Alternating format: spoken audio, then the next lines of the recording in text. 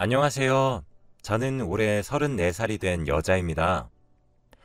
저는 지금 딸이 있어요. 얼마 전 저는 엄청나게 큰 일을 당할 뻔한 적이 있어서 여기서 한번 이야기해 보려고 합니다. 저는 제 남편을 제가 24살 때 만났어요. 대학교 졸업을 하고 한창 취직 준비로 바쁘고 힘들 때 제 남편은 저에게 위로와 충고를 해주었던 아주 고마운 사람이죠. 그때 그 사람은 나이가 26살이었답니다. 나름 유명한 중소기업에서 일하고 있어서 저도 얼른 오빠처럼 회사에 취직해서 떳떳하게 연애를 하고 싶었어요. 저는 항상 밥도 얻어먹고 데이트 비용도 다 오빠가 내줘서 너무 미안했지만 취직만 하면 다 갚을 거라고 했죠. 결국 저는 3년 동안의 취업 준비를 하다가 27살에 대기업에 취직을 하게 되었어요. 아직도 그때 회사 합격 날이 잊혀지지 않습니다. 합격한 순간에 저는 3년 동안 고생한 기억들이 머릿속에서 주마등처럼 지나갔어요. 무엇보다 3년은 엄청 긴 시간인데 그동안 오빠는 실은 내색 하나 하지 않고 제 옆을 묵묵히 지켜줘서 어느 누구보다 고마웠어요.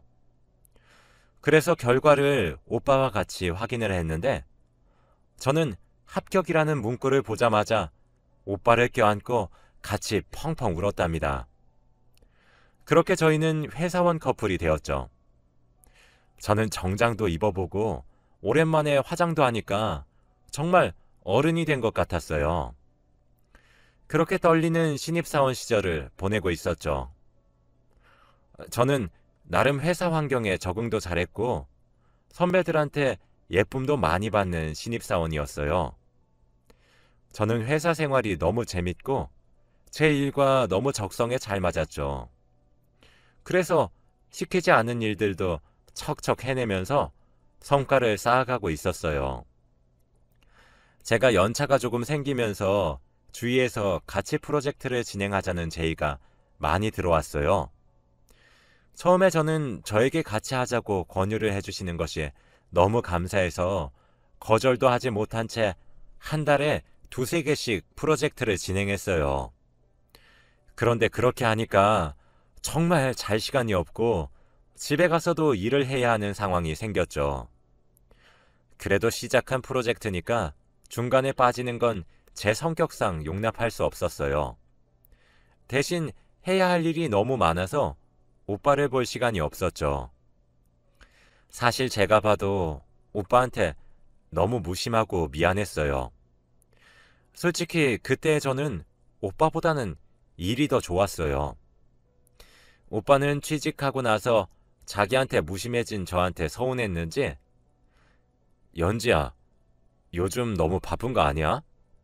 우리 못 본 지 벌써 3주가 다 되어가. 나 연지 보고 싶은데 연지는 나 안 보고 싶어?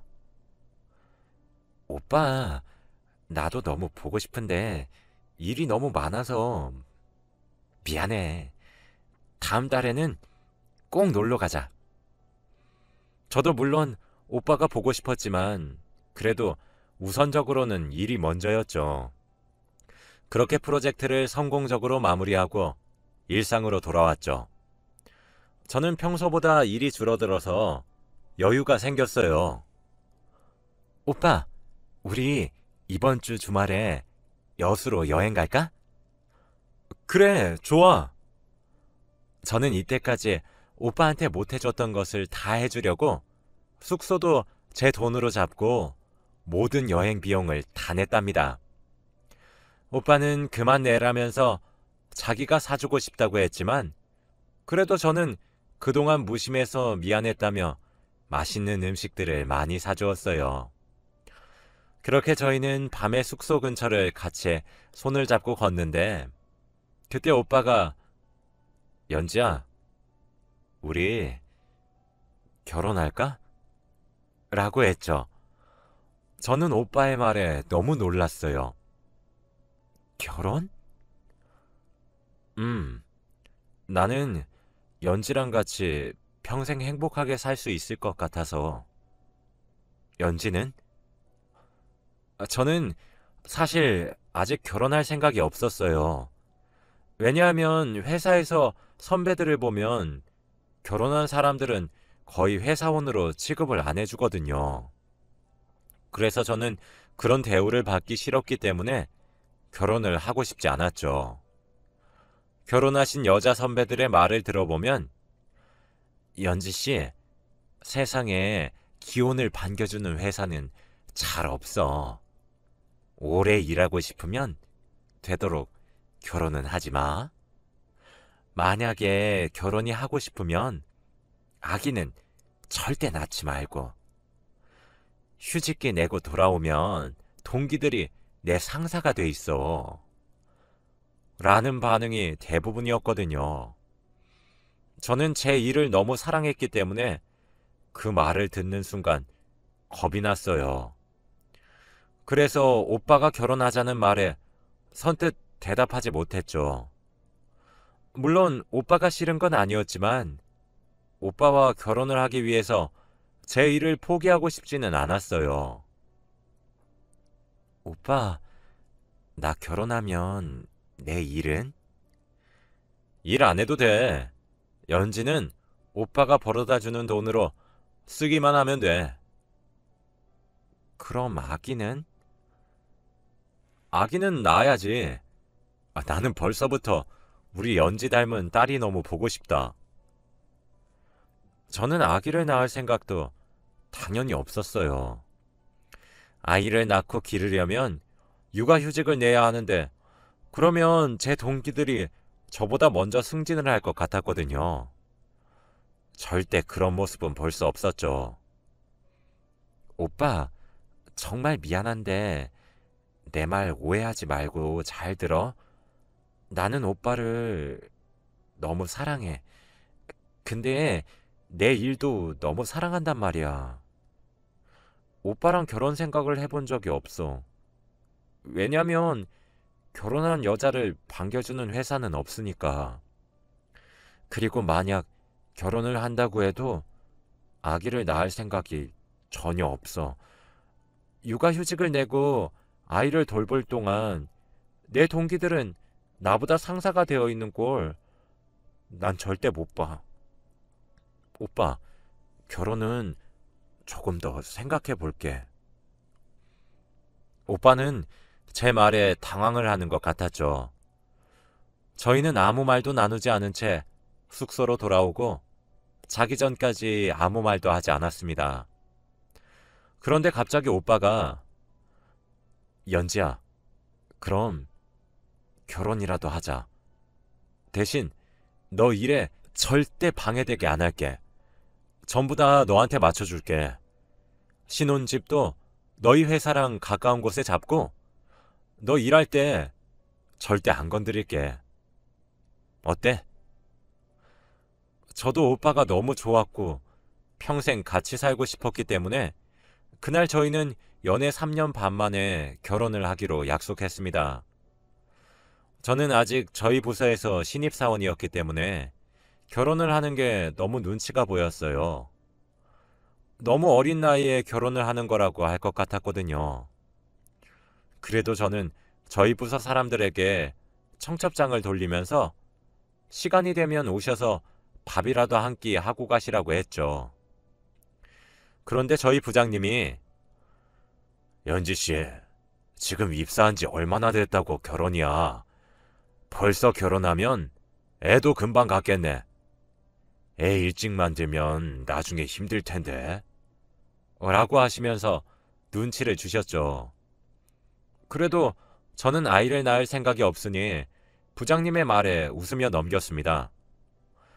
저는 결혼을 준비하면서도 업무에 지장이 가면 안 된다고 생각했고, 제가 결혼 준비로 일을 소홀히 하지 않는다는 것을 부서 사람들에게 보여주고 싶어서 일을 정말 열심히 했어요.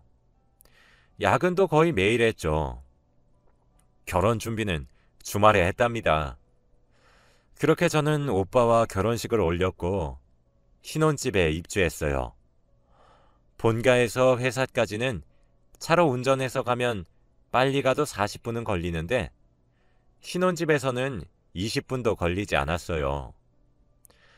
별로 큰 차이처럼 안 보이시겠지만 바쁜 현대인한테 출근 시간 20분 차이는 정말 컸죠. 그렇게 일도 열심히 하고 신혼생활도 열심히 즐겼죠.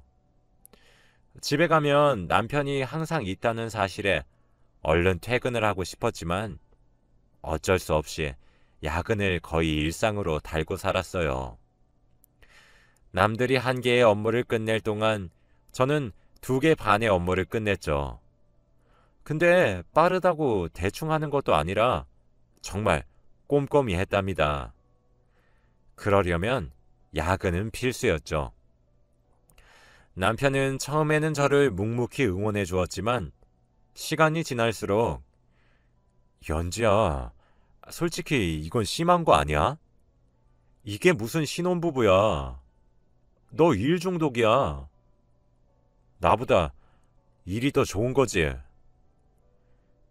오빠, 갑자기 왜 이래? 결혼 전에 오빠가 나한테 한 말 기억 안 나? 내가 일할 때 전혀 터치 안 한다며. 근데 왜 이래? 오빠는 자기가 했던 말을 기억하는지 그 뒤로 아무 말도 하지 못했죠. 제가 봐도 저는 제 일을 너무 사랑하는 일 중독이 확실했어요. 그런데 그맘때쯤 저희 부서에 진급 심사가 있어서 어느 때보다 일을 더 열심히 했어요. 저는 얼른 대리가 되고 싶었거든요. 그런데 다음날 회사에 가니 제가 아니라 저의 동기가 승진했더군요. 저는 너무 어이가 없었죠. 왜냐하면 제가 일을 할 동안 제 동기는 일도 잘 안 하고 딴짓도 많이 했거든요. 그리고 1개의 업무도 제대로 안 해서 선배들한테 많이 혼났던 동기였죠. 그래서 저는 저희 부서의 친한 선배에게 물어봤죠.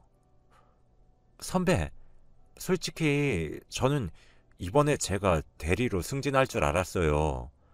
누가 봐도 제가 더 열심히 하고 일을 잘하는데 왜 저보다 더 많이 놀고 일도 열심히 안 하는 제 동기가 된 거죠?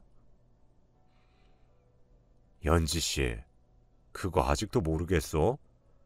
연지 씨는 여자잖아. 쟤는 남자고. 그리고 연지 씨 결혼도 했는데 아기도 곧 생길 거고. 그러면 육아휴직 내서 자리도 비우고 대리 자리 비우면 타격 엄청 큰 거 알지? 그래서 어쩔 수 없이 제가 승진한 거야. 우리도 당연히 알지. 연지 씨가 얼마나 일 잘하고 열심히 하고 있는지. 근데 사회가 이래. 어쩔 수 없어. 다음 기회를 노려보자, 연지 씨. 저는 아기를 낳을 생각도 없는데 사회에서는 결혼한 저를 곧 아기를 낳을 거라고 이미 단정을 지었더라고요. 저는 정말 눈물만 났어요. 그래서 그날 점심시간에 화장실에서 펑펑 울었답니다. 만약 제가 결혼을 하지 않았다면 이번에 승진은 제가 할 수 있었을까요? 너무 억울하고 슬펐죠.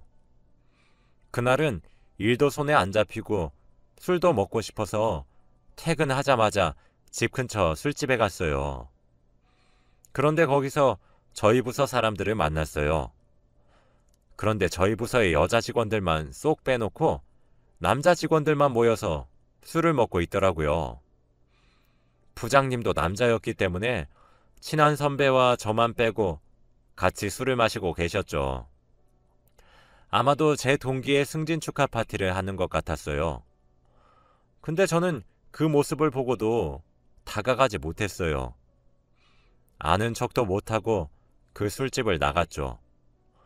저는 거기서 저희 부서 사람들에게 반갑게 인사를 하면 저에게 또 불이익이 찾아올 것 같았거든요. 선배에게라도 말하고 싶었지만 선배는 사실 임신 초기였기 때문에 어차피 술을 드시지 못했어요. 선배가 임신 중이라는 사실은 아직 저밖에 모르거든요. 회사에는 나중에 말하신다고 하는데 아직 선배도 육아휴직이 무서우신가 봐요. 그래서 어쩔 수 없이 저는 집으로 돌아갔죠. 남편에게 하소연을 하니 제 편을 들어주었답니다. 하지만 저는 남편의 위로가 도움이 되지 않았어요. 어차피 내일부터는 반말을 쓰던 동기에게 존댓말을 해야 하기 때문이죠. 그래서 저는 다음 승진 기회를 잡기로 하고 더욱 악착같이 일을 했습니다. 저희 회사는 성과를 많이 이룰수록 승진을 할 수 있는 기간이 짧아져요. 그래서 저는 최대한 많은 업무와 프로젝트를 해서 성과를 이뤄내야만 했죠. 그래서 저는 다음 날부터 하루도 빠짐없이 야근을 하면서 지냈답니다. 주말에는 물론 집에 있었죠. 하지만 저는 집에서 가만히 있으니 남들보다 뒤처지는 것 같아서 집에서도 노트북을 붙잡고 일을 했어요. 일을 하다가 목이 말라서 냉장고 문을 열었는데 문을 여는 순간 속이 쓰리면서 헛구역질을 했죠. 저는 제발 임신은 아니길 바라면서 테스트기를 했어요. 그런데 결과는 임신이었습니다. 병원에 가보니 아직 초기래요. 그런데 남편은 너무 좋아했어요. 연지야, 우리한테 드디어 아기가 생기는 거야? 라면서요. 저는 솔직히 말해서 아직 아이를 갖고 싶은 마음이 없었어요. 아직 저에게는 올라야 할 계단이 너무 많은데 아기를 낳으면 저는 계단을 포기해야 하거든요. 하지만 저는 일을 포기할 생각이 없었답니다. 오빠, 우리 아직 마음의 준비가 안 되지 않았나? 아직은 너무 일러.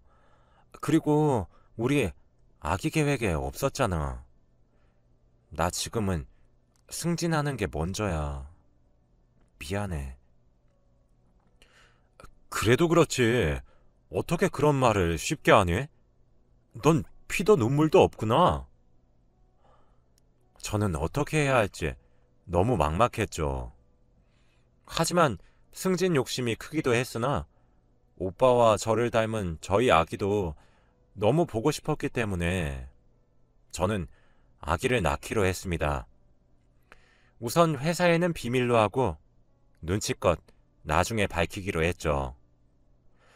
그날 출근을 하고 점심시간에 밥을 먹으러 저희 부서 사람들끼리 구내식당에 갔는데 제가 식당에 들어서자마자 헛구역질을 해버린 겁니다. 다들 당황했지만 저는 요즘 속이 안 좋아서 그렇다고 대충 둘러댔죠. 그치만 임신을 하고 있던 선배는 연지씨, 임신했지? 라며 한 번에 바로 맞추셨습니다. 네, 당분간은 비밀로 해주세요. 부탁할게요, 선배. 그래, 사실 나 오늘 부서 사람들한테 말하려고. 점심을 먹고 돌아와서 업무를 하던 도중 갑자기 선배가 자리에서 일어나서 임신을 했다고 발표했습니다. 저는 원래 알고 있던 사실이지만 나머지 사람들은 몰랐기 때문에 축하해 주었죠. 그런데 부장님은 그럼 육아휴직 내겠네. 언제부터 낼 건가? 라며 휴직 날부터 물어봤죠. 그리고 선배보다 밑에 있는 사람들은 자기가 승진할 거라고 생각하는지 선배의 육아휴직을 좋아하는 것처럼 보였죠. 저는 그런 모습을 두 눈으로 직접 보고 있자니 더 아이를 낳고 싶지 않았습니다. 그렇게 선배는 며칠 뒤 휴직했고 얼마 지나지 않아 선배의 자리에 다른 분이 앉으셨죠. 다들 아무 일도 없다는 듯이 업무를 했답니다. 그렇게 선배는 저희 부서에서 쫓겨나신 거죠. 아마 돌아오시면 다른 부서로 가시게 될 것 같아요.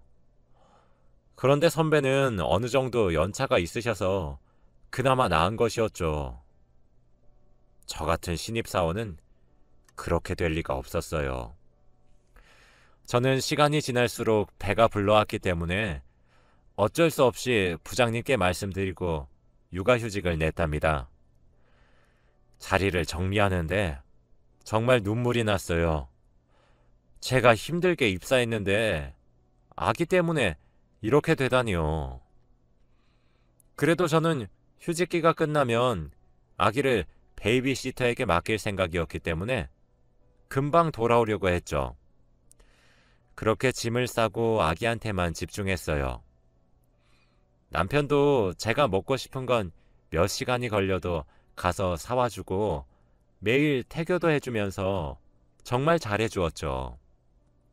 그렇게 저는 출산을 하고 아기가 조금 자라면서까지 제가 키웠답니다. 그렇게 아기가 2살이 되면서 저도 회사에 복귀를 하기 위해 베이비시터를 고용했죠. 그렇게 저는 다시 회사로 돌아갔답니다.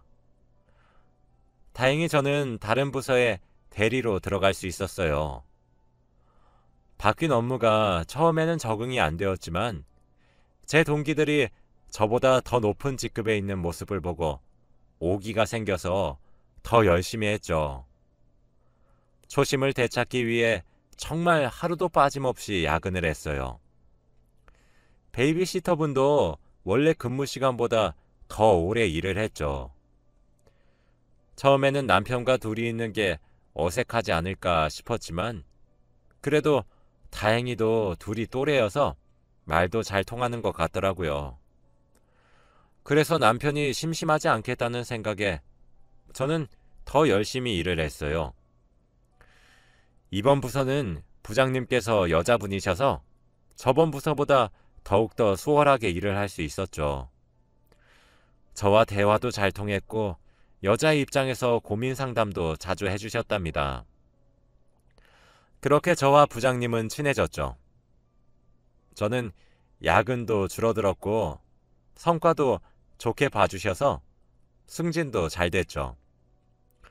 저는 승진한 날 남편과 함께 축하 파티도 하고 오랜만에 분위기도 내볼 겸 와인을 사서 남편 몰래 집으로 갔죠. 오늘은 베이비시터도 늦게까지 일을 하지 않는 날이라 남편과 단둘이 있을 수 있었어요. 그렇게 저는 기대감을 가득 품고 집 현관문 비밀번호를 누르고 들어갔어요. 그런데 집에는 아무도 없었어요. 하지만 신발장에 베이비시터의 신발이 있었죠. 아직 퇴근을 안 했나 싶어 남편과 베이비시터를 불렀지만 아무도 대답을 하지 않았어요. 그런데 작은 방에서 아기 울음소리가 들리더라고요. 방문을 열어보니까 아기 혼자서 방에서 울고 있더라고요.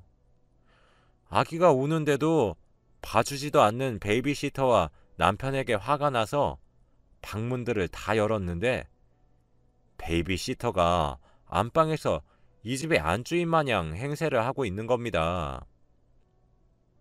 연지야, 왜 이렇게 빨리 왔어? 일찍 온다는 말 없었잖아. 오빠, 그게 지금 말이라고 해? 둘이 뭔 사이야? 내가 없을 동안 둘이 이러고 살았어? 근데 연지야, 네가 먼저 나한테 소홀히 했던 건 맞잖아. 넌 나를 남편으로 생각하지도 않으면서 내가 다른 여자랑 누워있으니까 질투는 나나 봐. 네가 처음부터 나를 남편 취급해줬으면 나도 이러지 않았어. 솔직히 내가 이 여자랑 이렇게 된 게 네 책임도 있어. 뭐? 그럼 네가 바람을 핀 게 내 잘못이라고? 말 똑바로 해. 난 네가 결혼 전부터 내 일에 터치 안 한다고 해서 결혼을 한 거고 아기도 안 낳으려고 했는데 네가 낳자고 해서 낳은 거야. 아, 아기. 그거 사실 내가 일부러 한 거야. 그러면 네가 집에 조금 더 붙어 있을 줄 알았는데 아기를 낳아도 너는 회사에 미쳤더라. 일이 그렇게 좋으면 나랑 왜 사냐? 저는 남편의 당당함에 더 화가 났죠. 베이비시터는 저를 보고도 제 집에서 나가지도 않더군요. 저는 제 딸을 안고 당장 그 집에서 나왔어요. 본가로 돌아갔죠. 저는 부장님과 워낙 친한 사이라서 얘기를 다 하니까 일 조금만 쉬라면서 휴가를 주시더라고요. 그래서 저는 휴가 기간 동안 남편에게 이혼 서류를 청구했답니다. 알고 보니 그 베이비시터도 정식 베이비시터가 아니었어요. 그냥 돈을 벌고 제가 다른 사람들보다 돈도 많이 주니까 돈에 미쳐서 온 아기는 전혀 돌보지 못하는 여자더군요. 그런데 제 남편과 바람을 피다니요. 그래서 저는 그 베이비시터에게 상간녀 소송을 걸고 남편에게도 이혼 소송을 걸었답니다. 저는 위자료를 최대한 많이 받아오려고 노력했어요. 그 후 저는 한동안 본가에서 살기로 했어요. 이제는 더 이상 베이비시터를 못 믿겠더라고요. 다행히 저희 딸은 저희 부모님께서 키워주시고 계세요. 저는 예전만큼 일을 많이 하지 않아요. 야근도 줄이고 퇴근을 하면 아기와 같이 시간을 많이 보내려고 해요. 일도 중요하지만 제 딸은 일보다 더 중요했거든요. 제 사연은 여기